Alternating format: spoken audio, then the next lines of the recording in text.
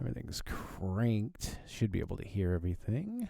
Why can't? There we go. Everything's cranked. Just cranking. All right. Get cranked. Crank.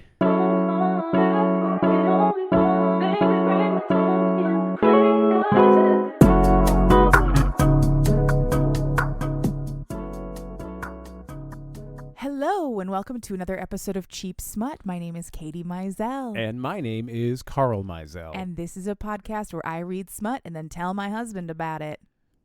And it's pretty awesome. I think so. Anyway, I look forward to it every week. We have listeners literally all over the world. Yes. Not many, but you're out there. Hello. I love the Spotify, analytics. I found out that we've recently added Serbia. And Israel. To the list of nations that are home to people that have listened to at least a few seconds of the show.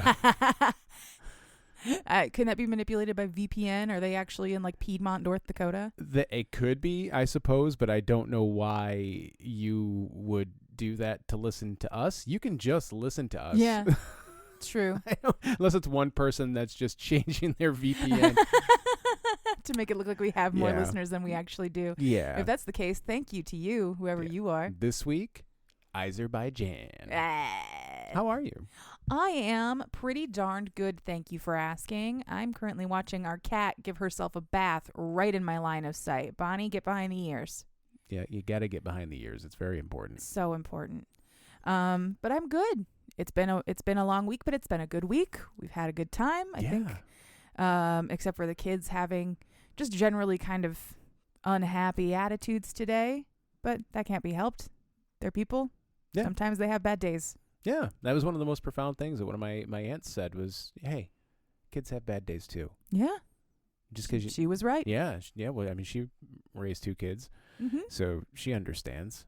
Yeah, it was a good week. It was nice. It was nice to be home and not on the road traveling all week. Learned how to trim my eyebrows today. Yeah, they look beautiful. I was very excited. I'm of the age now where when I'm shaving or doing my ablutions and my grooming, as it were, I have to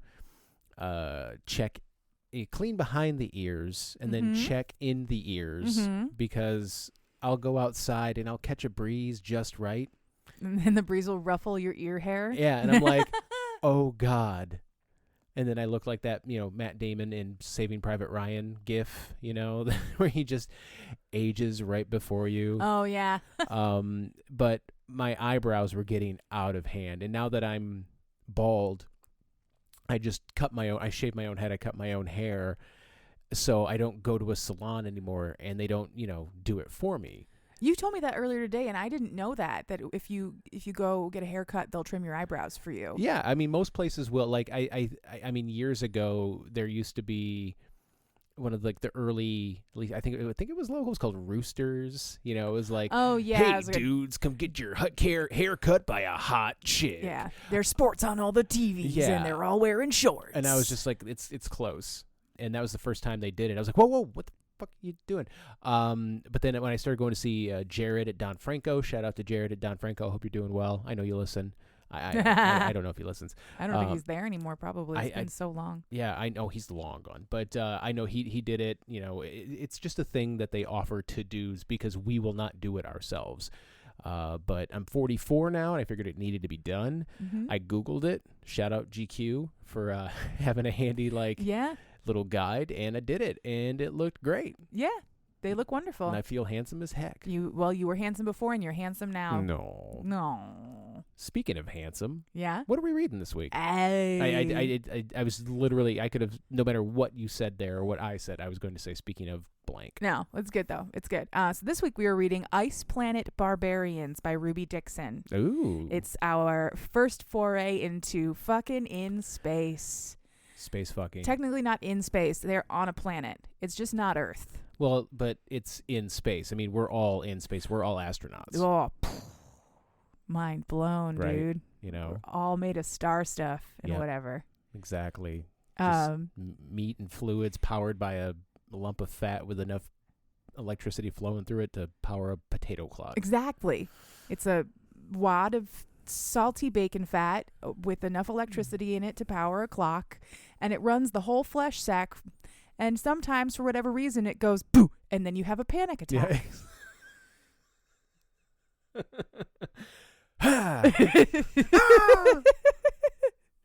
I'm panicked.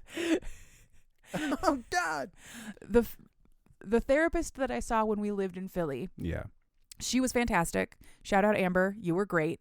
Told me that the reason why we have anxiety at all when we live in an incredibly safe place and time relative to any part of the past, we have less violence, less war, and less death than we ever have in the world. Yeah. The reason that happens is because our brains are wired to look for things that are dangerous, because that's how humans have survived for so long, is being acutely aware of danger. And because there aren't the normal dangers that we had around during like caveman times and whatever, now they're just like, well, let's make something up. Oh yeah. Think about all the things that could go bad. Yeah. Or as I like to call it, my brain every night. Yeah. Every night. Yeah. But enough about that. So Ice Planet Barbarians, you were saying that this is a rather expansive series of novels. Yes, it is. Okay, so last week I said that they're 15 years old. They're not. The first book came out in 2015. My brain is bad with numbers like that sometimes. But so the first novel came out in 2015. It was this one. Ice Planet Barbarians is the very first book. I was counting today on one of the many websites dedicated to Ruby Dixon's work. I think there are 71 books. In 8 years. Yes. Some of them are novellas and short stories, and some of them are full-length novels. And they expand 3 or 4 series in an interconnected universe called the Rubyverse. I know.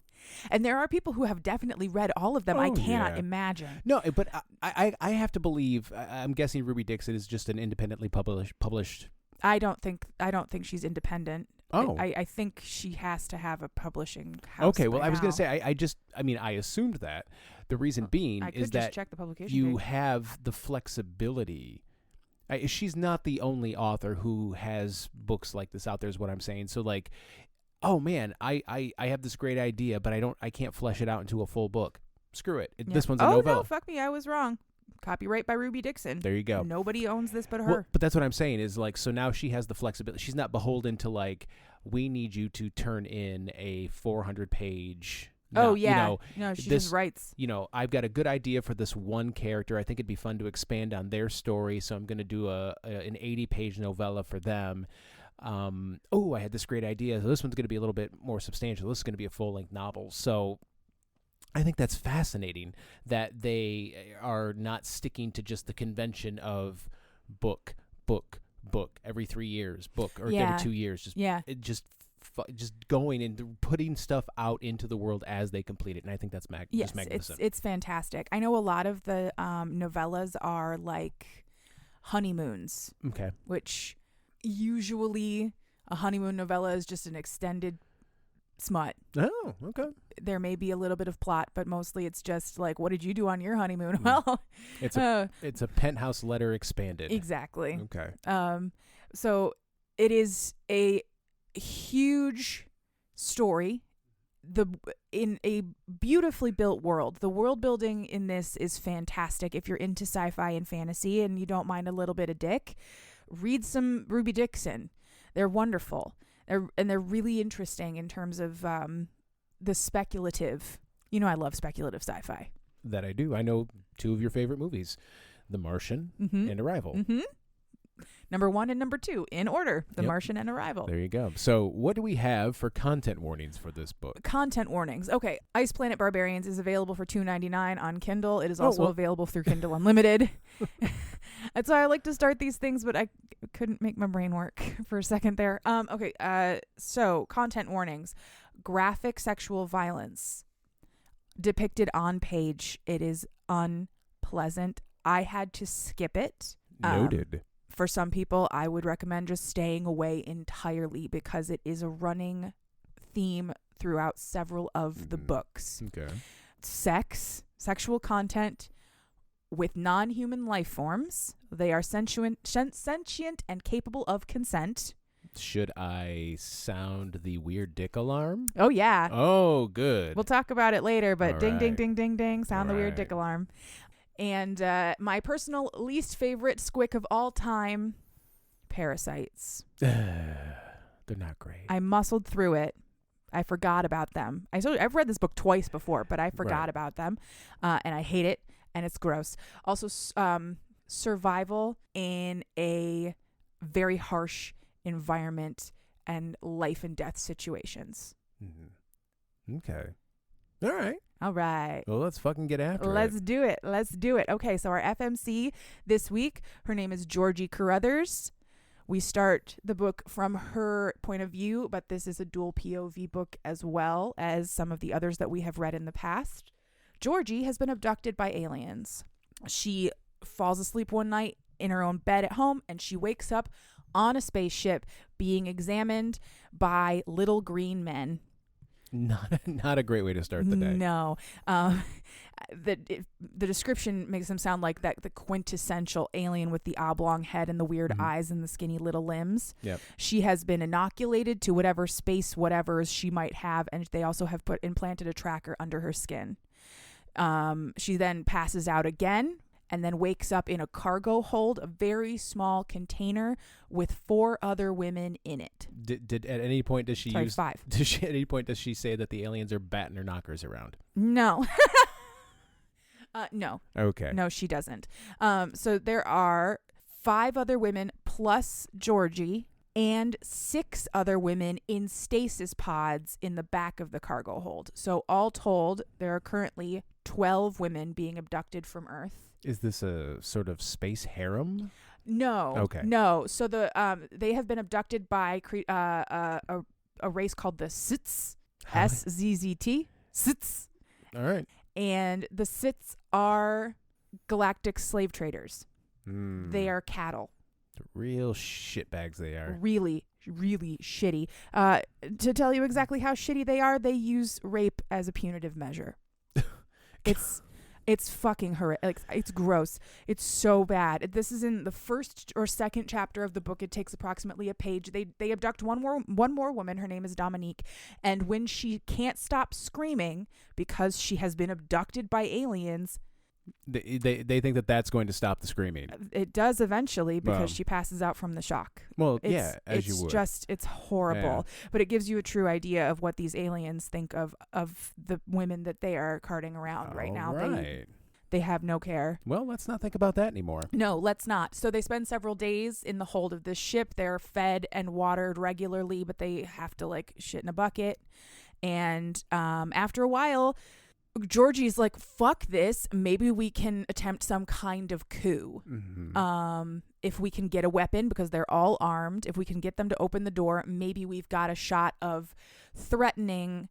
So the little green men are not the Sits. The little green men are like the engineers of the ship. Okay. The Sits are she calls them basketball heads. They have large, round, orange heads. They're covered in little bumps. They look exactly like basketballs, but without the lines. Weird. Yeah. So they're thinking if they can subdue the Sits, they can get the engineers to take them home. All right. So they formulate a plan. So what they're going to do is Georgie's going to get one of them to open the door. The most likely way to get them to open the door is to piss them off so much that they take her out for punishment. Yeah. But before they can get her out, she's going to attack and then get the weapon off of the guard. Yeah. So the day comes that they're going to do this. They have the plan all set up, but something is going wrong on the ship already. One of the girls, her name is Kira, has a translator stapled onto her ear. Okay. So that at least one of them can understand when they are given orders. Mm-hmm. And she can hear over the intercoms that something is wrong. Like there's something wrong with the engine. So they decide they're going to go ahead with the plan anyway. But while they're executing the plan is Georgie gets one of the Sits to open the door by spitting on him or doing something to disrespect him. Mm-hmm. And she has their waste bucket. Okay. And she's going to throw it on him. And then while he's disoriented, she's going to take his gun. And she doesn't really manage to do that because as he approaches her, he gets the door open and he stalks toward her. She can't throw the bucket properly, so she kind of slops it all over herself and all over him. And then they have catastrophic engine failure, and their protocol apparently is to disengage the cargo hold. Oh, and just jettison. All right. So they are suddenly floating through the air because they've disengaged the artificial gravity as part of this process, with all of the women and the waste material and everything else. Oh no. It's not a pretty scene. Just a turd slowly floating towards your face and you can't get away. Oh god. The gravity re-engages, they all hit the floor. Oh, splat. Yep. She finds the gun that was attached to the guard. She can't fire it, though, because it doesn't have a trigger. It's an alien gun. She doesn't know how to use it. Yeah. But it's hefty, so instead she just turns it around and uses the stock to bash his head in. Smart. Yeah. Yeah. So she has one dead alien, but they are now disengaged from the rest of the ship and plummeting in free fall. They land. Everybody is hurt. So Georgie has a broken wrist and a busted shoulder. 2 of the women have died. Ooh. In total, by the time they had left Earth and started back toward wherever they were going, there were actually like 7 women. Or maybe 9. 8. 2, 3, 9. There were 9 total women in the cargo hold plus 6 in the tubes. 2 of them died on impact when they hit whatever planet they hit. And everybody else is catastrophically injured. It's fucked up. They're already malnourished. They're already living in terrible conditions, so they're not particularly healthy, and now they've got all of these injuries, and they're still trying to decide what to do when they realize that there is a big crack in the hull and snow is falling through that crack and breathable air is coming through that crack as well. They haven't asphyxiated on whatever the atmosphere is made out of. I gotta say, I know that we just started. Yeah. But this is our 8th episode. And this is the weirdest, like, I've not once in our run gone, oh man, this does not sound like a good runway to smut. Until now. Yeah. Like, okay, so here we are, aliens, death, destruction, human waste floating through the air, broken bones. Yeah. Trauma on trauma on severe trauma. Yeah. I'm holding out hope. Oh, it gets better. Okay, it gets good. so much better from here. But there are, as far as my brain can categorize, there are 2 different kinds of alien romances. There are abduction and what used to be called Mars Needs Women. Okay. And what I now prefer to call Mars Needs Mates. Yeah. Where usually the conceit is like the aliens came and saved Earth from cataclysm, but in exchange we had to be part of their mail order bride program. Or something like that. Yeah. This is an alien abduction version, obviously. But it is also a Mars Needs Mates. We'll get there later, but it's also a Mars Needs Mates book. And yes, there's a lot of trauma. Often in alien abduction books, it does not start out pleasant. Why would it? No, but still, this feels like a lot. It is. All right. It is a lot. It is only going to go up from here, All though. right. So everything's okay, I swear. All right, let's go. Okay. So Georgie decides that what she's going to do is she's the least injured, and now they're also treating her like the leader because she's the one who came up with the coup plan. Now, do we still have our translator? Kira's still there. Kiri? Yep. Kira? I was going to say Callie. Kira. Yep. All right. And also the other main friend of Georgie's who gets a lot of page time in this book is a woman named Liz, who has she's got a mouth on her, and I love her. She takes no shit from no person. Like her already. Yes. So Georgie decides she's going to climb out of the cargo hold through the crack in the hull and explore and see if she can find anything to eat, anything to drink, anything at all. She strips the jumpsuit, spacesuit thing off of the dead Sits and gets herself into it as best as she can. It doesn't quite fit, properly or whatever, but it's the best that she's got. She's now covered in human waste. She hasn't had a shower in like 2 weeks, and she's wearing a dead guy's clothes. And she climbs out of the hull. Mondays, am I right? Right. She takes 2 or 3 days worth of rations. They have these little, like, she calls them seaweed bars and water. And she climbs out of the hull, and she is on, they call it Not Hoth. They call it Not Hoth for the rest of the series. Not Hoth. I think it has a name. I just can't remember what it is. It's a completely snowy, desolate planet with barely anything on it. But she does see, like, in the distance, there are some kind of trees. So she starts walking toward that. She gets there. She finds water. They have hot spring water that comes up out of the ground, and so the rivers haven't frozen over. She goes to stick her face in it, and her face is almost eaten off by something that's described like a giant alien anglerfish, except that his thingy, whatever, the angler part, the dangly bobber, the dangly bit, is like, it looks like a tree. Or something that sticks out of the water and is meant to camouflage them. So she jumps back and she starts running in the opposite direction, but she's not paying enough attention, and she steps right into one of those, like, I don't know if they have a name. I'm sure they do. Those snares that grab you by the foot and hang you upside down. Yeah, a snare. A snare trap. Yeah. Okay, a snare trap. Yeah. So she steps directly into a snare trap, gets flipped upside down. She's lost her food, she's lost her water, and she hangs upside down so long that she starts to pass out. And just as she's losing consciousness, she is approached by a white furry figure that she can't really make out. And then she passes out. That white furry figure is our MMC. His name is Vectel. Good name. Yes.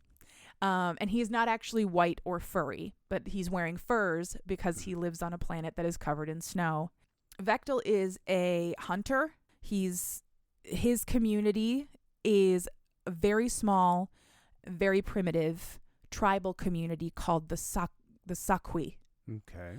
And when he finds her, he cuts her down, and as soon as he looks at her face, his chest starts to vibrate, and his, what they call a kui, starts to sing, and that is his indication that he has found his life mate. I remember when my kui vibrated when I met you. God, I fucking hope you don't have a kui. The kui is not explained much until later, but it is very important to Vectel. It is, I'm gonna explain it now. Please do. It is a mutually beneficial symbiotic parasite. It is a long, glowing worm that lives in your heart. No. I know. I'm sorry. It's gross and I hate it. The only reason I accept it in this version of the book, or in this version of reality, is that it is mutually beneficial and doesn't hurt you. It's still gross though. No. Yeah. No. I don't like it. I'm so sorry. So the kui is bonded to every Sakwi in childhood when they are 4 days old. They have to have it. If they don't have it, they will die. So the kui, what it does is it gives their body the ability to survive the harsh temperatures. It gives them increased healing ability. It also finds your mate for you. And it does this by singing when you come into contact with the only person around who can give you kids. It's a biological pair matching, basically. And this worm was just like this one. This one. Yeah. I don't know how it possibly does it. This alien. Yes. Which I just now, like, it makes sense, but I just imagine, like, you know, a human landing on an alien planet and they go, "You look weird." And be like, "Fuck you, you look weird. I look normal." And they're like, "Fuck you, I look normal." Like, yeah. A lot of time is spent in this book comparing what they look like, because Georgie looks weird to him. Yeah. Well, yeah. She's small and smooth and pale and peachy, and she has 5 fingers and no tail. You know, a lot of stuff. A lot of stuff that makes Georgie different from Vectel. Is it weird not having a tail? It's actually great. Yeah. We'll get to that later as to why it's great. Oh, boy. I can't wait. So the kui is humming in Vectel's chest, so he knows for sure that he has to take care of her. The thing about their culture is that they honor the Quee above everything. If you find your life mate, that is it. You accept them immediately. Doesn't matter. They're yours. You're theirs. Perfect devotion forever. I don't like giving over so much of my life to a worm. I don't. Well, I mean, to them, it's normal. This is their culture we're talking about but now. There has to be dumb worms. Like, there has to be, like, worms that are just like, yeah, I'm just going to fuck with this guy. I don't think the worms are that advanced in terms of their ability to think. I don't like it. Oh, well, you don't have to like it. All right. You're not I don't have to deal with it. I'm not Hoth. I'm not on Not Yeah. Hoth. I do live in Michigan, though. In the winter, sometimes it looks like not Hoth outside, but yeah, it's not. So he takes her to a hunting cave. They're littered all over the place because his people are a hunter-gatherer society, mostly hunter. They have caves all over near their home cave where they can stay overnight that are fully supplied and have like sleeping furs and dry wood and all of the things that they need to get through the night. He takes her there and he strips her down. And Respectfully. I'm guessing respectfully because she's wet. Like he's trying to get her dry and warm. And he finds her to be smooth, small, and peachy, unlike his people. And he knows that she has no Quee because her eyes look normal. He gets her fully naked. And like the second he lays eyes on her pussy, he starts to eat her out. What? Now, here's the thing. This is a non-consensual act. Yeah. We are not comfortable with that at all. Me personally. Mm-hmm. And the only reason I can forgive it is because he has no concept. Yeah, okay. to him and his people, once the Quee starts singing, that's it. It also causes like a physiological response. Like he needs to fuck her. There's like a hormone dump or whatever. Mm-hmm. He needs to, respectfully. Yeah. If she wakes up and says no, he'll stop. Mm. And indeed, she wakes up to him doing that. She thinks she's dreaming still. She comes, then she fully wakes up, and he's like trying to get on top of her, and she's like, no. So she rears back and tries to kick him in the chest, and she almost breaks her own foot because he's just bigger and stronger than her. She is like vaguely okay with what's going on right now, but also knows that it's wrong, but also knows that she's comfortable for the first time in like 2 weeks. Yeah. And she's not on an alien spaceship being taken like cattle to wherever the hell she's going. So she's like, okay, I guess I'm going to have to roll with this. And then it's just such a weird thing to have to roll with. It is, but also, I mean, like you've been abducted by aliens. Like you don't have choices. No. At that point. Your survival is your only choice. Yeah. Right. So she gathers herself together post-orgasmically and takes a look at him and catalogs what she's seeing. Vectel is a 7+ foot tall male, not man. Very often we don't use the word man in these books because they're not human. Right. Normally I am very against using male and female as a way to describe, like, you know, these females don't know. I hate that. Ugh, it makes me sick. Because it's very disrespectful to the entire trans community, and it also dehumanizes me. Yeah. As a person. But because we're not dealing in humans anymore, I let it slide. I do still get a little squick every time though. Reasonable. Every time he like refers to her as his female, I'm like, God, don't do that. Don't do that. Okay, moving on. So he is 7+ feet tall. He has a crown of horns. Like his horns go like this around his head. They grow out of his forehead and then arch back around the crown of his head. And then he has bony protrusions that come down his nose and are also on his like on his triceps and shoulders. And his like the backs of his hands. He is a sort of gray blue color. His skin feels more like suede than like human skin. Interesting. He's got long black hair, but it's the only hair on his body is on his head. And smooth blue and hairless. Exactly. And he's got 3 fingers and a thumb. All right. And 3 toes. and what looks like, she says, like the vestiges of what used to be a fifth or like a fourth toe on the back, like a bird claw or something like that. He also has a tail. And on the covers of the books, it looks a bit like a snow leopard tail. Okay. If you can imagine that. Yes. Yeah. I downloaded some fan art for you so that you could get a better idea of what he looks like. Is it SFW? It is SFW. Right. It's just some cute fan art that someone drew. I'll put it on the socials. Oh, okay. Yeah, that's pretty much what I was imagining. Yeah, that's what he looks like. And also his eyes glow blue and they have no pupil. Okay. So that's Vectel in a nutshell. They cannot talk to each other. This is one of my favorite tropes. I didn't know this until a few years ago when I read my very first one, that an inability to communicate trope is one of my favorite tropes because it forces them to communicate in other ways besides words. Mm-hmm. It also completely eliminates one of my least favorite tropes, the miscommunication trope. Yeah. I know how much you hate that one. Oh God, I hate it so much. You can't miscommunicate if you can't fucking communicate at all. Yeah. Well, that's what I was like. I know how much you value clear communication, so I was a little confused by when you said this is one of your favorite tropes, but now I understand. Yes.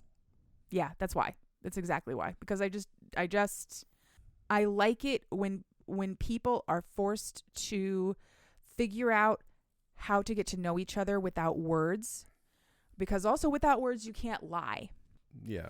So at this point, Georgie has refused sex with Vectel. Vectel is mad. He won't do it without her consent. Yeah. But he's still pissed because he doesn't understand why. He wants to explain to her that he and his tribe will take out the creature that they need to get the Kui from and give one to her as soon as possible, but he can't. So he just starts taking care of her. She is also at this point generally pissed with just what's happening to her. Will the not to backtrack too much? Will the Kui like serve as a translator for her? Like if she has a Kui, No. she'll okay. No. All right. Just curious. Yeah. So he starts to go and take care of her, and she flinches away, thinking that he might hurt her. Mm-hmm. She obviously hasn't had good experiences with aliens up to this point. And he is immediately furious because someone in her past has hurt her, and he can't kill them because that is also Sakui tradition. Yeah, as unhealthy as that emotion is, I felt it. Yeah, I felt it. That's another trope that we love. Me personally love. It's called the "Who did this to you" trope. Yeah. Whenever injuries are seen on the person that you want to be with for the rest of your life, who did this to you, and then immediately start plotting revenge. Chef's kiss. Yeah. Love that stuff. He tries to give her food, but she can't eat their food because it's way too spicy for her to eat. Interesting. But she does drink the water.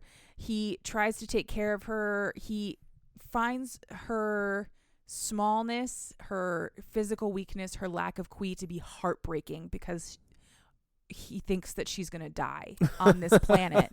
He's going to have just found her, and then she'll die. So she gives into the reality of being taken care of by this big guy. And I'm guessing probably is like, thank fuck, finally, someone who can just take care of me for a little while. Oh God, it's been so hard. They go to sleep by the fire. They wake up cuddling. Georgie is still hungry, so he gets dressed and says he'll go hunt for her. Mm-hmm. She wants to come with him. She doesn't want to be left alone, so he takes her out hunting and he carries her. Every time they travel from one place to another from this point on, she will be on his back like a spider monkey. He doesn't want her to walk anywhere. Wait, what? I said like Yoda on Luke? Like Yoda on Luke. Ride a bitch's back like Yoda on Luke. So he hunts her what's called a quill beast. Looks like a cross between a porcupine and a rat. He tries to feed it to her raw. She does not want that. The Sakui eat all of their meat raw. Ooh. Eventually he gets her to eat. Because she's starving, she gives in. He feeds her little bites of raw meat off of his knife and whatever. And then he shows her how to safely get water. without being eaten. Here's how you drink without getting your face bit off. Yeah, and to do that, what they do is they have this like berry that they crush up and they throw it in the water, and those fish that eat people don't like the berry, so they vacate the vicinity for a while. That berry is also what they use in place of soap. And he's like, "Do you want to go?" She's like, "Can I go take a bath?" She's asking if she can like wash, like miming washing. He's like, "Yeah, go ahead." So they both get into this hot spring river, and here's where we get our dick report. Hey. Bechtel has a weird dick. I would be disappointed if he didn't. Yes. It's not super weird, but it is weird. It is proportionally very large because he is over 7 feet tall. It is ridged, like the rest of his body has those weird bony ridges on it. Oh, no. Yeah. They're not... That fan art I showed you made it look like a shell or something, but it's more like it's under the skin or cartilage on his dick. Okay. But it's still, so it's ridged. Yeah. And he has what he calls a spur. It sits right above his dick on the pubic bone. It's like a little cone of solid cartilage. Okay. I'm trying to knots and spurs. Welcome to the wild world of romance. The dicks are weird. I am fascinated to hear the kind of dicks that these writers come up with. Yeah. Tell me more about Bechtel's dick. I mean, that's kind of about it. It is completely hairless. His entire body is completely hairless. That, I think, is a little weird because I don't know what I would think if I saw a dick without pubes. Yeah. It's not great. Not my alien, not my problem. It looks like a featherless bird flew into a window and then just collapsed in your lap. Yeah. That's what it looks like. Yeah. So the spur basically is it's like a clitoral stimulator. That's what it's for. Yeah. Just in case anybody is confused about why it was there. No, Though I don't know why they have it, because, as Bechtel points out from his point of view during his first meeting with Georgie, the Sakui women do not have clitorises. He's fascinated by the clitoris. He thinks it's a nipple because he doesn't know what else it could possibly be. Yeah. And at some point they evolved to have this spur to please women, to please the vagina havers of their population, one assumes, but the vagina havers do not have clitorises. That just seems like a convenient plot device. It really is. And we thank Ruby for that one. Yeah. Because, well, you can write whatever kind of dick you want into the book. But again, now he's 7 foot tall, but so it's, his penis is proportionally large, but is it like even like large by what you would imagine? Because chances are if he's that large and she's that small, chances are you're not gonna feel the spur. Yeah, I know, right? Like, you're not gonna get that far down the dick. That's what I thought too. The first time I read that, I was like, that's never gonna happen then. But she does feel it, so I don't know if she's got some kind of magical vagina or what. Do you remember that video we both saw it, and you were talking about it? The woman with the tape measure. Yeah. Who was talking about how big a dick can be before it is completely unusable. Yep. I saw a stitch of that on TikTok where a Ruby Dixon fan was calling out the names of various MMCs as it got bigger. That's funny. Because these giant dudes have giant dicks. Well, yeah, it stands to reason, yeah. If I had to guess, Bechtel probably has a 10-inch dick, and Georgie can barely touch her fingers together when she puts them around it. Okay. So... yeah. It's not. No, that's what I'd imagine. It's not like impossible. No. You just need to be careful. Yeah. Some of them, though, I think Rahosh, who's in the second book, I think he's like a big boy. Okay. If I remember correctly. So maybe not him. Maybe his lady will never feel the spur. They have another... They don't have sex at this point, but Georgie is definitely turned on by him, and she's willing to fool around with him. and he asks for sex and she says no. She says she wants to go up the mountain. Vektel's trying to lead them down the mountain. She wants to go back up the mountain. And he is like, no. And she's like, if you take me up the mountain, then I will have sex with you. She doesn't feel good about that. But also points up and then just like makes a circle with her fingers and does the yeah. Like puts her index finger in the hole that her thumb and index finger on her other hand makes. Yeah. So she at this point she doesn't feel good about it. No, she doesn't feel good about it. At this point they have had the me Tarzan you Jane. Okay. Like he knows her name and she knows his name, and they have tried their best to communicate with each other, but they can't really.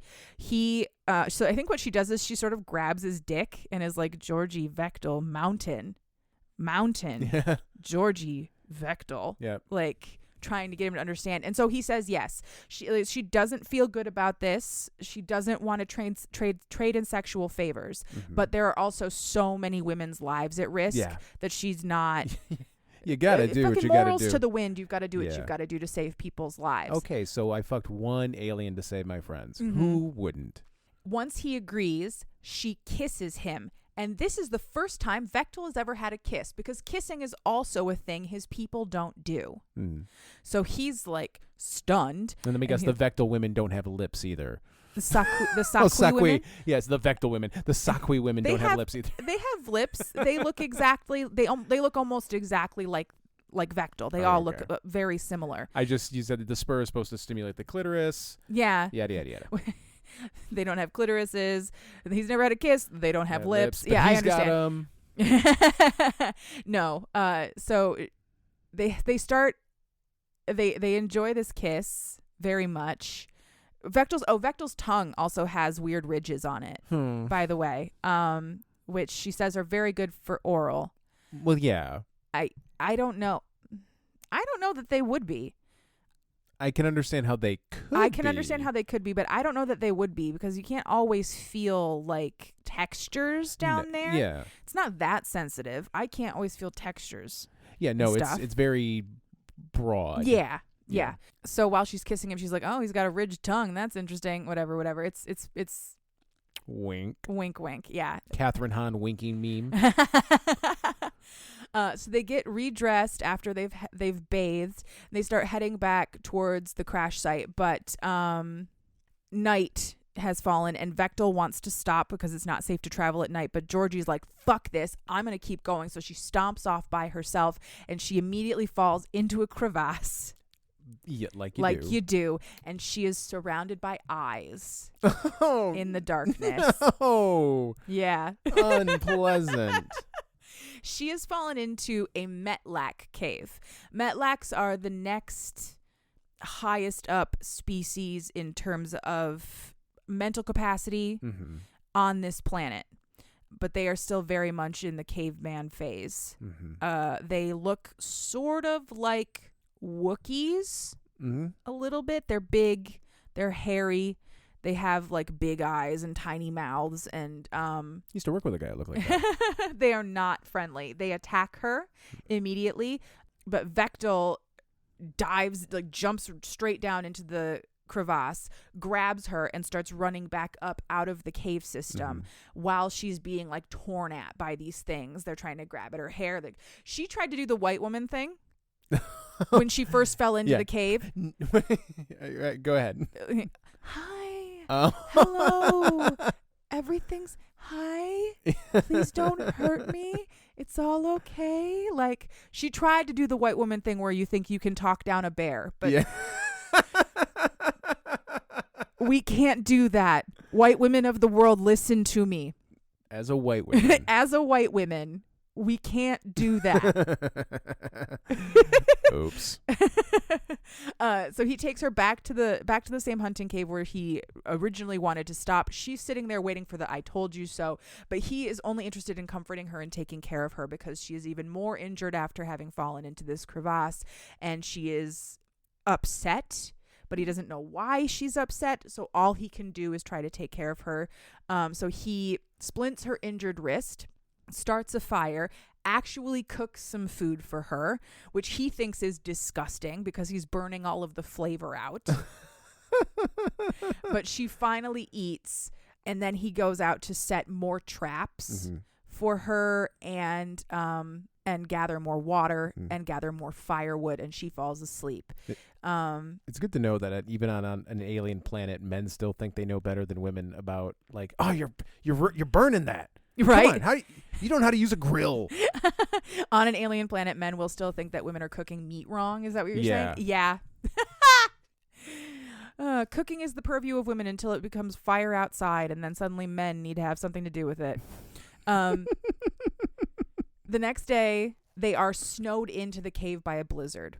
So Vectel is pleased. Vectel is very happy with that. He's like, I get to spend more time alone with my Georgie. He is dedicating his life to her. This is the cultural norm for him. So he wants to get to know her and spend as much time with her as possible. They spend the day trying to learn each other's words, doing the whole, like, what's this? Pointing at this. That's fire. That's furs. That's hair. They do all their body words. Vagina. Yeah. Things start getting a little flirty, a little tingly, but Vectel stops her before she can get too far ahead of herself because he doesn't want her to be upset. Okay.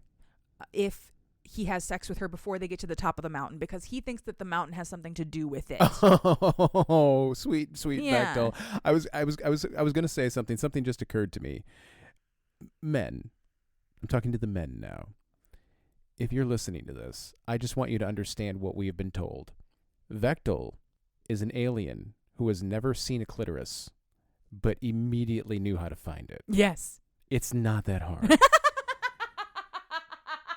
If an alien who's never seen a clit immediately can find it. I saw a great tweet recently that said, I don't understand how men can't find it. It's exposed like the weak point on a boss in a video game. True. It's right there. If this alien can find it, so can you. I believe in you. I will say, I have had trouble finding it in the past. Yeah. I understand. The first couple of times. You know where yours is. I know where mine is. Finding it on other people has been challenging in the past. That's fair. But eventually I did figure it out. All you got to do is try, boys. Try your best. Yep. Boys and theys who want to put their mouth on a vagina. Yep. And girls, I suppose. Whomstever wants to put their mouth on a vagina. I should not be limiting that. Yeah. All you got to do is try. Yep. And communicate. And ask. And express that you need help. Is this it? Is this it? What is it? Found it. But Vectel does immediately know what to do with hers. Oh yeah. Which is nice for him. Vectel stops her before they can have sex because he thinks that she'll be upset, but she's like, no, what are you doing? And so she starts with kissing. Yeah. She teaches him more about kissing, including French kissing, although he doesn't know what the French are. So he explores her body. He really likes how soft it is, how supple and warm it is. He likes the fact that her nipples aren't hard, like armored. Because apparently Sakui nipples are armored. You gotta be. There are so many dangers on that planet. Seriously, you gotta protect them nips. They will come for your nips. From everything. Yeah. Eventually he gets down to some serious nipple play. And when his qui vibrates, which it does every time he's close to her, his mouth vibrates too. That's unsettling. So it's like he's a living vibrator. That's in some capacity. Unfair. I know, but this is alien sex world. It's often unfair. Yeah, okay. It's often unfair. We don't hold our actual human sex partners to the standards that alien men might be able to meet. Yeah, you're not going to be... That thing's like wrenched in there. We got to adjust this mic stand here. No, plus you're going the wrong way. There you go. Now, there you go. And it's better to have it a little higher so that it climbs down. You're going to peek behind the scenes here, folks. I might edit it out. I might not. That sounded a little bit like it could be dirty if you didn't know the context. Yeah. If you just started the podcast right there. Yeah, right. So anyway, they have sex. Yay! Georgie really enjoys the spur. Good for her. Good for her. There are so many orgasms. Yeah. They go for hours and then they pass out. One would hope. Again, Usually after that much sex, you need a nap. After like 20 minutes. Yeah. Right. Well, the average, what is it? The average is like 7.5 minutes. Yeah. Like it's not that long. You don't have to actually go for hours. No. There is, I think, in porn and in romance books and in the world, this idea that you should be able to go for a really long time. Yeah. Why? Sounds awful. Yeah. I remember, I learned that, not to dive too far into our personal life, but I figured that out finally when I met you, that I was like, wait a second, that didn't take that long at all. You came, I came, we're both satisfied. Yeah, we're both happy, and neither one of us is chafed. Yeah, exactly. Let's, you want to go Starlight? Yeah, let's go to the diner. Yeah, let's go to the all-night diner and get an omelet, and then go home and do it again. Because that's what we did when we first met. Ah, to be young. Yes, and childless. And childless, yes. All right. All right, so they have orgasms aplenty. Oh, yes, so many orgasms. Everybody falls asleep happy. In the morning, Vectel wakes up. He goes out to collect the food from his traps and get more water. And he finds the body of Dominique frozen in the snow. And he finally understands why Georgie has been so adamant to go up the mountain. So Dominique was trying to come down the mountain. Yeah. Well, eventually, when they actually do get back up to the top, Vectel like straps her onto his back, takes her out, shows her Dominique, says that he is sorry in as much that he can apologize to her at all, and streaks up the mountain as fast as he possibly can. They get to the cargo hold. They find 5 women plus 6 in stasis. So there's 12 total humans still alive on this planet. Kira's got a translator. Yep.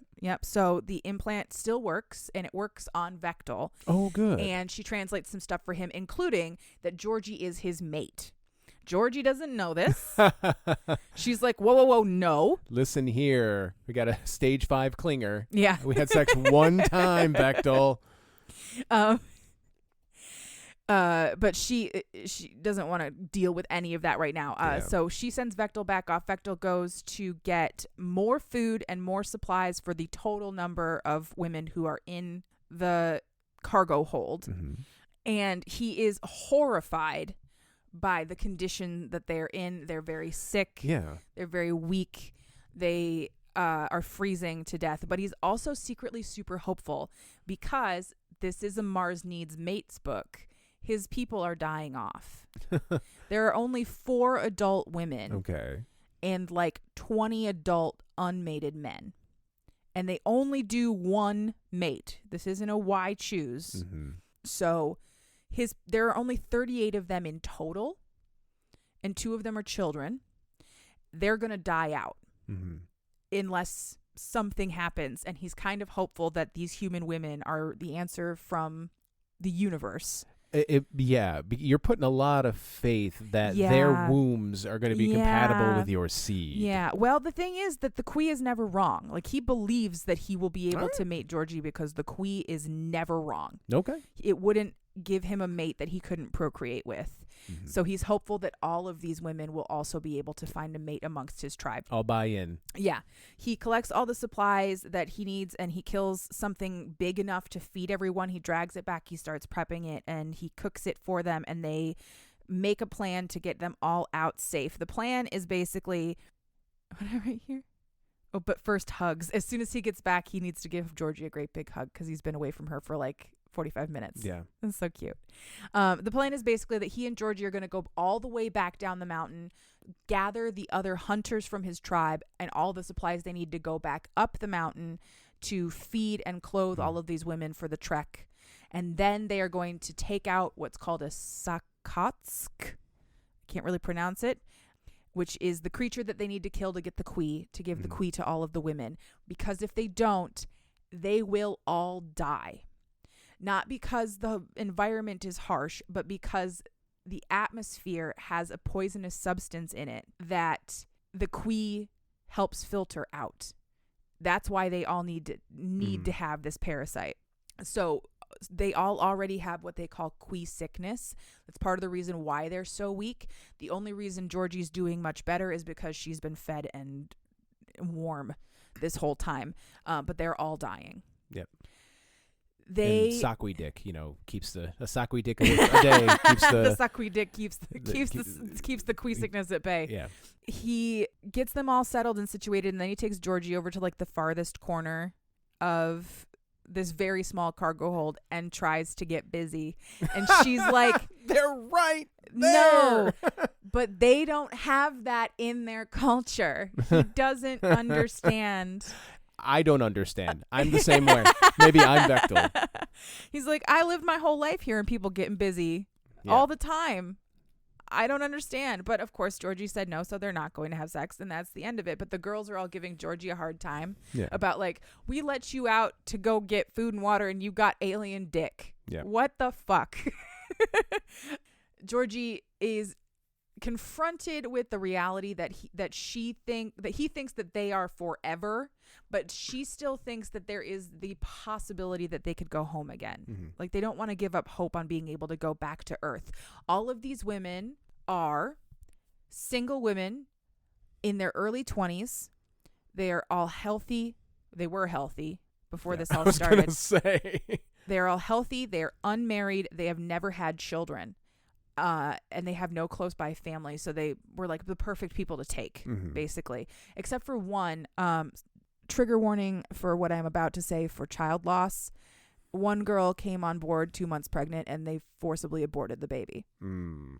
They want them unpregnant. We will add that to the content warning in the show notes. In the show notes, yeah. I'm sorry, I forgot about that one when we were doing content warnings. There was a lot. Yeah, there was a lot of content to warn you about. Yeah.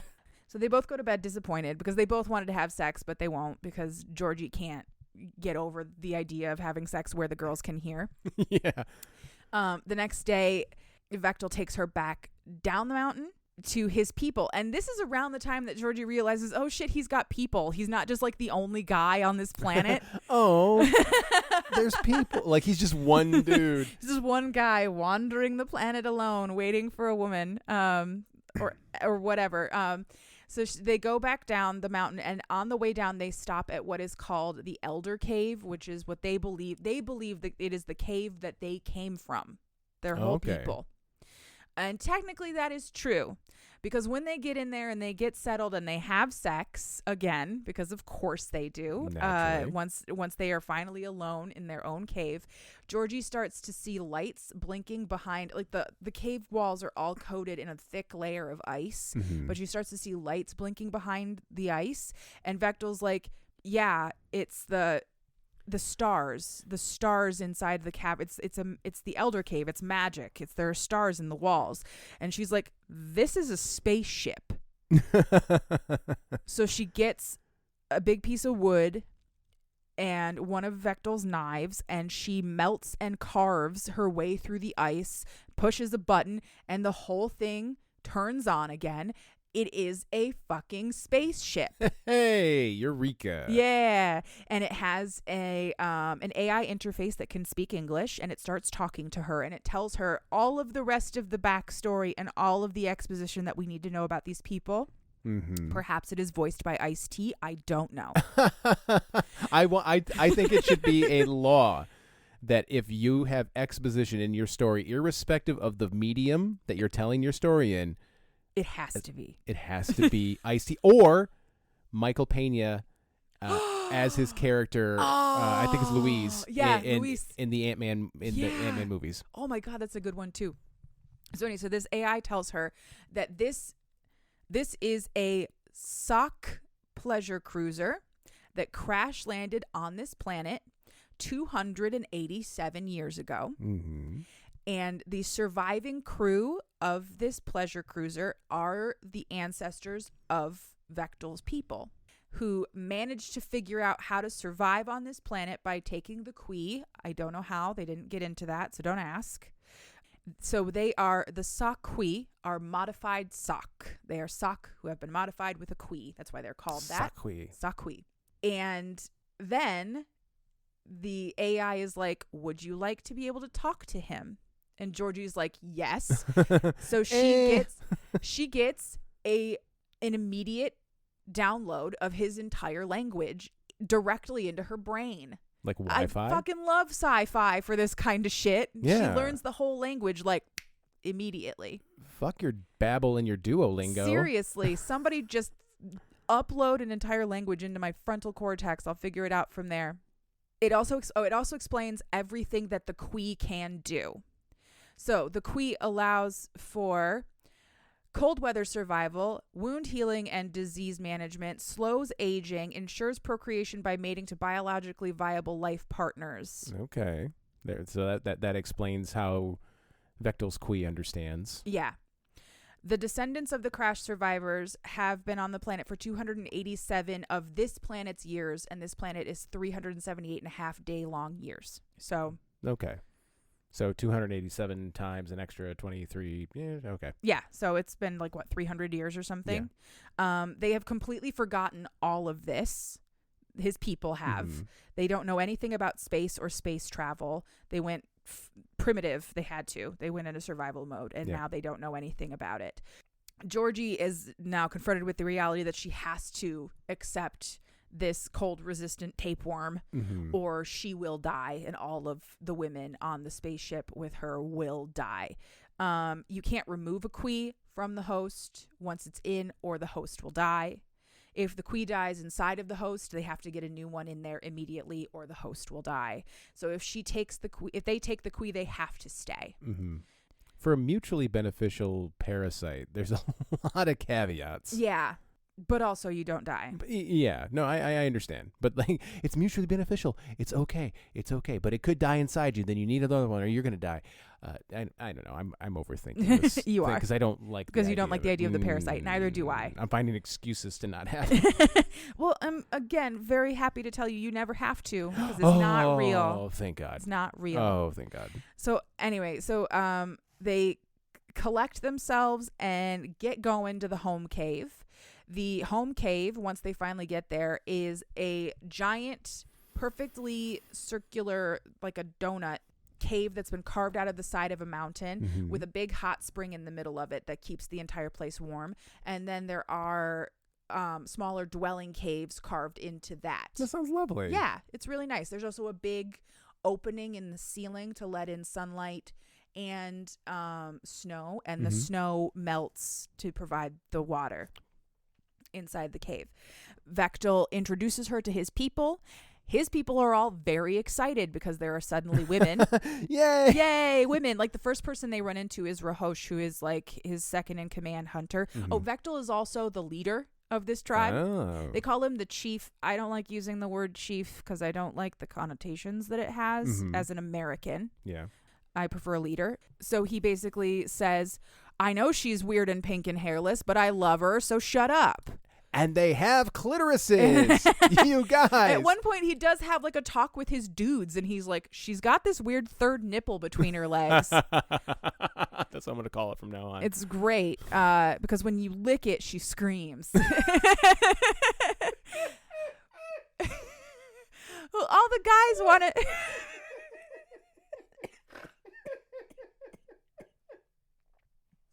Go on, try it.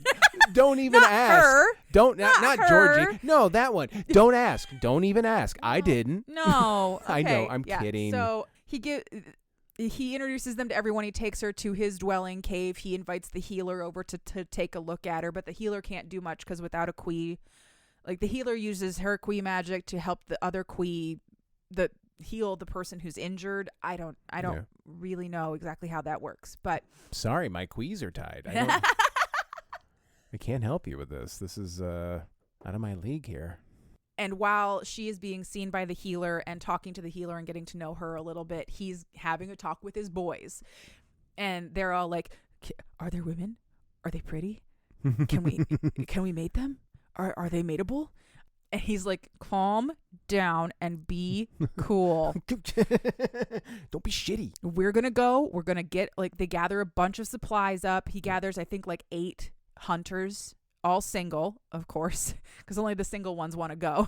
Yeah, Young single ones. Well, of course. Now, they all have Quis. Their quees are not vibrating in the presence of these women yet? They're not in the presence of these women. Oh, they're yet. not in the... oh, that's right. He went down to get them. My Yeah. mistake. Yeah. Carry on. So he's like, be chill. Do not bring up mating around them. They have just been through a trauma. We can talk about that later. But first we have to make sure they don't fucking die. Yeah, read the fucking Yeah. room. So the next day they gather up. They go up the mountain. They stay in a cave overnight again. Because this is a 2-day trek. They stay in the Elder Cave again overnight. Some of the other Sakui learn English so that they can talk to the women. And then when they make it all the way up to the top of the mountain, the women are in really bad shape. Really bad shape. Mm-hmm. They're very close to death at this point. At least one of them does start vibrating. Oh, good. But none of them fess up because they've been told not to. Your chest is doing a little... No, it's not. No, it's not. It's not. My chest isn't vibrating. My mouth isn't vibrating. Shut up. Shut up. While they stayed overnight at the home cave, they also had sex again. Because of course they did. They have sex literally every time they're standing still. And she gives him his first blowjob. He's had blowjobs in the past, but it's like the best blowjob of his life. I don't know why, but I'm glad. Good for you, Earth woman. I'm glad that this Earth woman could suck a cock so damn good. Good for you, Georgie. That you're changing the life of an alien.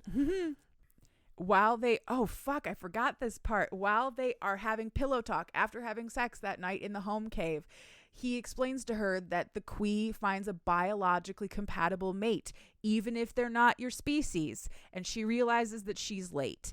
Now, I have a problem with this. Mm-hmm. Because they've only been on this planet for 6.5 days. Yeah. And usually that close to your period, you can't get pregnant. It's not that it's impossible, but you usually can't. So this is like... It's Deus Ex baby. Oh, totally. I mean, not just to mention the stress and the trauma. Yeah. Yeah.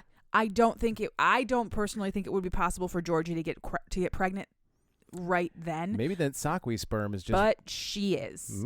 Yeah. So Georgie's pregnant now. Congrats, it's an alien. To go along with it. Yeah. So the next day they trek back up the mountain. They finally get to the top, and Georgie explains the rest of the whole we have to take the alien parasite or we'll die thing to the women. They have a conversation about all of that. Some of them don't want to, some of them do. It's incredibly squicky, but they don't really have a choice. But they are also really sick of not having choices. Yeah. Because it's been so long since they first got abducted that some of them are just putting their foot down because they just don't fucking want to anymore. Fair. But eventually they all do agree that they don't have another choice. They either die in the snow or they take the Kui. So they do. The hunters how before you move on, how does one take a Kui? We'll get to that. Okay, thank you. The hunters go out, they gather more food, they cook a bunch of stuff up for the women, and they are all absolutely thrilled to learn that there are twice as many women in this cave as they thought, because there are 6 more in stasis pods who have no fucking clue what's going on right now, by the way. Oh my God, that's right. They wake these women up and they're like, hey, you've been asleep in alien stasis pods for 2 weeks. We're now crash landed on another planet. We're never going home. And you also have to take an alien parasite and possibly fuck a big blue guy. Here, listen to this podcast. It's called Cheap Smut. It'll explain it to you. So meta. But all of the hunters, they're very excited that there are even more women available. Their priorities are fucked, but they're big himbos, so they're sweet. Yeah. All of the Sakui are big fucking himbos, and I love them so much. Even the traumatized sad ones are himbos. Hi, it's you, traumatized sad himbo. My love. The hunters can't wait to see who's going to resonate with whom, but they don't really have an opportunity to find out because the Sakosk is now walking through a valley nearby. It's time to go Kui hunting. So they strap all the ladies up. They get them all... Just riding around on the backs of these guys. Some of them are walking and some of them are being carried because they can't walk. Yeah, fair. but they get them all dressed in warm clothing. They gather everything that they could possibly, not that they need much from this cargo hold that has nothing in it, but they gather them all up and all of their supplies, and they go down into the valley and they hunt a sakosk. And a sakosk looks like the love child of a woolly mammoth and an at. Okay. So it's got long, spindly legs and a big furry body, big tusks, and it also has 4 glowing eyes, like two right on top of each other on either side of its head. Yeah. They take it out by slowing it down with spears so that Vectel can climb up onto the top of its head and just stab it in the eyes a bunch of times, because that's the only way to get to the brain, because it's too big.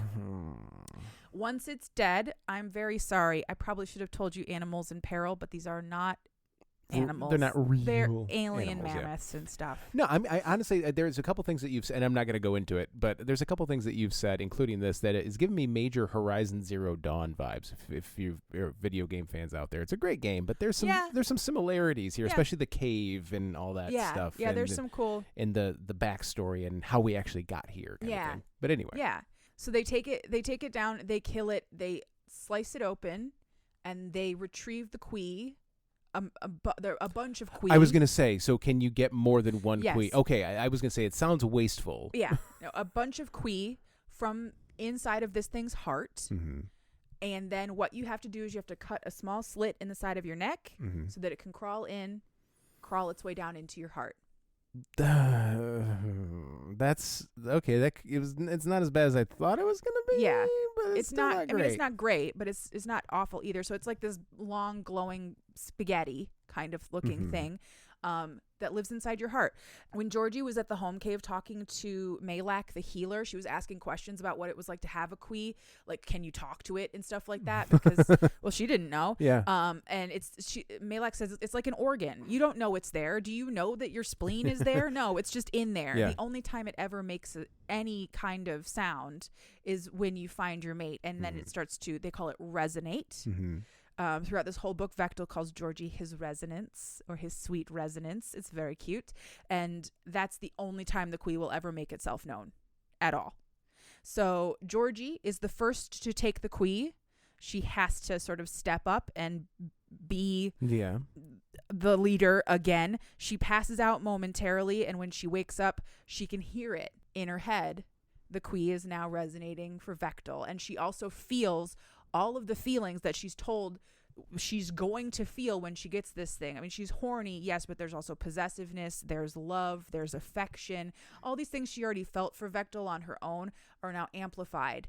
The Quee definitely made the right choice. Yeah.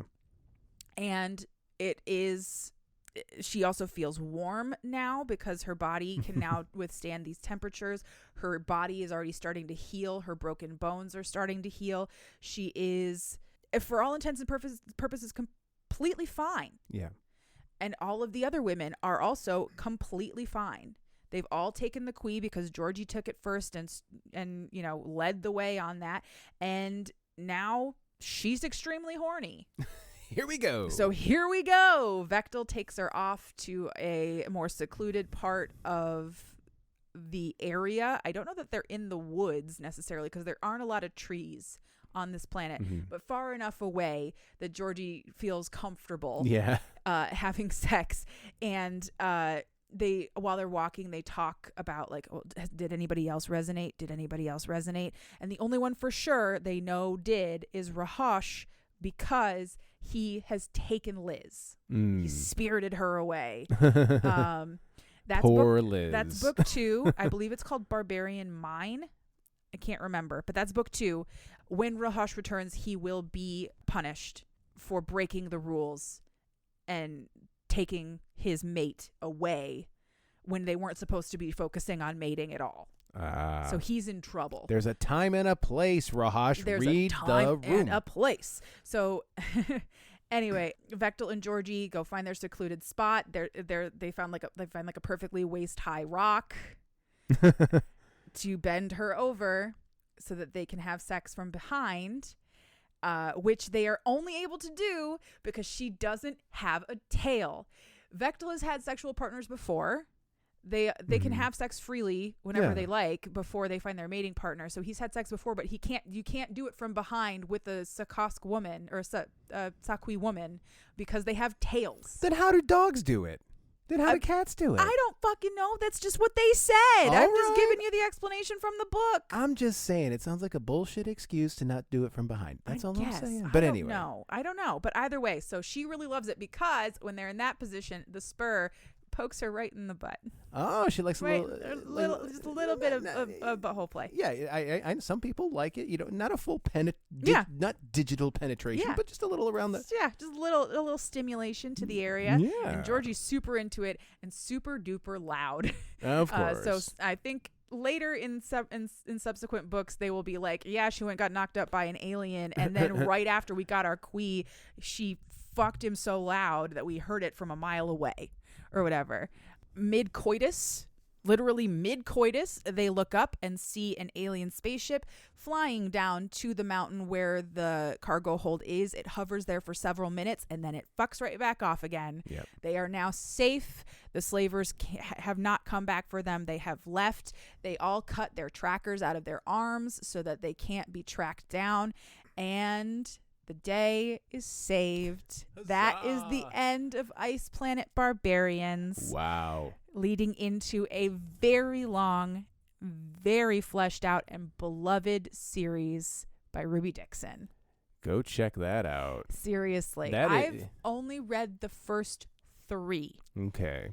But there's the Ice Planet Barbarians. There's 21 books in that series. Good God. Then there's a series called Ice Home, and that has like 17 books in it. And then there's a series called Corsairs, and that has like 6 or 7 books in it. And then there's a couple of standalones. Yeah. And another series, I think, but I don't know the name of it, and that one has like 12 or 13 books in it. It's huge. It's huge and expansive. The world is massive, and it's all fleshed out and built beautifully into this epic sci-fi fuckfest in space. It's great. I say good God, like I don't read comic books and manga. Right. Comic books, characters that have been around for 60 years. Yeah, Captain America. Yeah. He punched Hitler when Hitler was still alive. Yeah. No, exactly. There's so much. So, yeah, fuck me. I don't know what I'm saying. That was great. That was really fun. That was I'm learning so much. Yeah. And that's I know that I'm the tech person / comic relief or whatever. But I am extremely excited. I mean, I love it when people who love things share them with me. You know that's like a love language to me. Yeah. So I will hear you talk about the things that you love all the time because that's what I do to you. Oh, yes. And constantly. Because that's what I love to do. And so it's exciting to not just learn about this stuff, but then also to better understand something that means so much to you. And I'm learning so much about weird dicks. Oh, yeah. There are a lot of weird ones out there. There are also plenty normal ones in your normal human romances, but I don't read a ton of human romances for my own personal enjoyment. I am monster fucker and alien fucker 100%. But not next week. No, next week we're finally doing gay hockey just for you, my love. Yay. We are doing Iced Out by C.E. Ricci. That's the one that you talked about with Matt. Yeah. It's an enemies to lovers romance about 2 hockey players on the same team who hate each other until they fuck one day and then they start winning, and so they keep fucking. Hockey players are a very superstitious lot. Yes. I'm not surprised. Yeah. I will be reading this and loving it, and I will be secretly assigning various faces from Shorzy to the characters. That's fair. I will tell you, back in my hockey playing days, if I was playing at any level of competitiveness above beer league and I fucked one of my teammates and we won, I'd keep fucking him. Yeah, well. I absolutely would, because that's what hockey players do. Well, I maybe not straight hockey players, but you're not a straight hockey player. No, so. I'm not. So it doesn't matter. But no, I would absolutely, if I had to, I would fuck a teammate to keep a winning streak alive. Absolutely. I'm committed to the team. This team will never lose again. Fuck yeah. You can find us on social media. We are not extremely active on social media because it is bad for our mental health. Yes. But we are there in as much as it is a means for us to communicate with you. So do feel free to communicate with us on TikTok and Instagram. You can find us in both places at Cheap Smut. You can go to linktree.com/cheapsmut to find all of our socials everywhere that you can listen to us. Every week on the Linktree, I also put a link up to the book of the week. Yes. Should you wish to go find it. I often forget. I always put it in the show notes, but I forget to say it here. The music that we use in this show is called Nostalgia by Mackay Beats. You can find it at the Free Music Archive, freemusicarchive.org. Do you have anything else? I absolutely do not. Then let's put this baby to bed. Hell yes. Listener, if there is a book in you, write it. And if there's fucking in it, I'll read it. And then she will sit down in our living room and tell me all about it for your entertainment and listening pleasure. Absolutely, I will, as long as you'll let me do it. Fuck yeah. All right, let's go do other stuff. Yes, let's. Bye-bye. Bye-bye.